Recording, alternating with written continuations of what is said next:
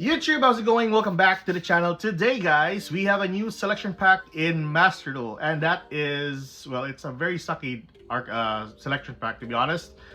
If you're not really a fan of Goblin Bikers, Performa Mage, and Clear World or Clear Deck, I don't know what that deck is, but as I've seen it in Master Duel Meta, it's still on OCG texting, so possibly it's still in OCG. I'm not sure how that deck works.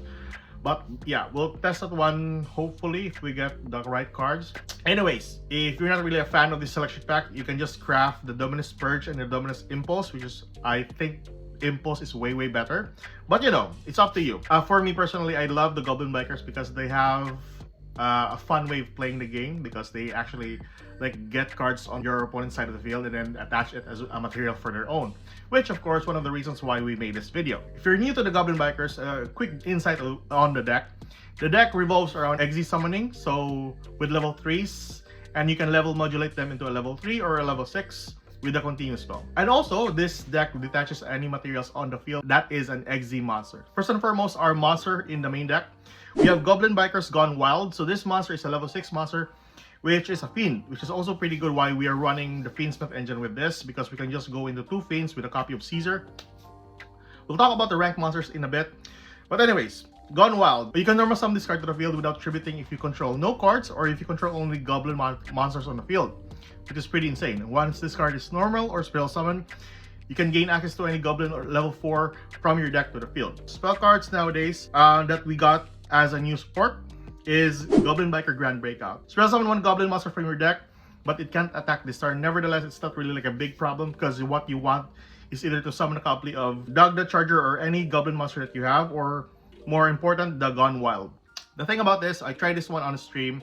I played this with Kashtira's. It was okay a bit, but I wanted it a bit more like interactive. So I placed Fiendsmith with it and it was really good.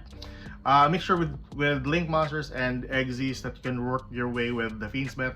Plus, the recursion effect for the Fiendsmith is pretty insane. The changes that I made so far with the extra deck is just the rank 6 for the Fiendsmith. So I tried the Beatrice. I tried a copy of Lars, the Evilsar Lars, which is a pretty good card negation on the field.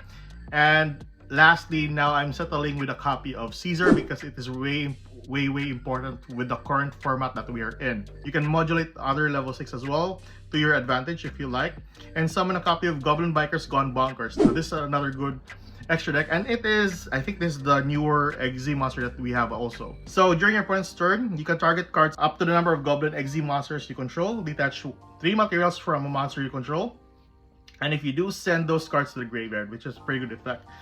On your turn, if you ever summon this to the field, you can target face-up monsters your opponent controls up to the number of Goblin monsters you control. Detach 1 material from a monster you control, and if you do, attach those as materials. I won a game just because of this monster. Other extra deck monsters, we have the Exe Armored package. But yeah, that's basically it. Closed Moon is another good card as well, since you spam a lot of Goblin monsters to the board, and you can gain them access to this one.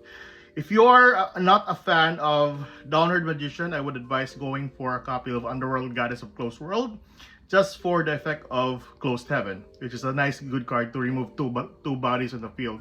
This deck really breaks a lot of boards if you know how to play this deck correctly. But anyways, a little bit more with the main deck.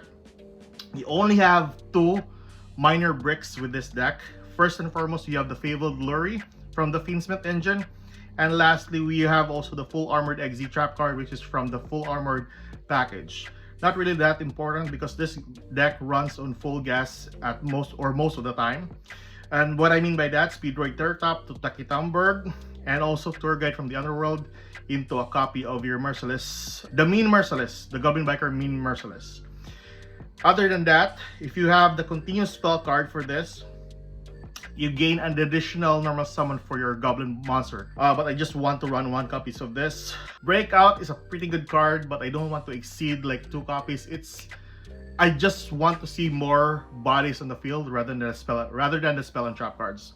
But anyways, that is basically it for the entire Goblin Biker deck.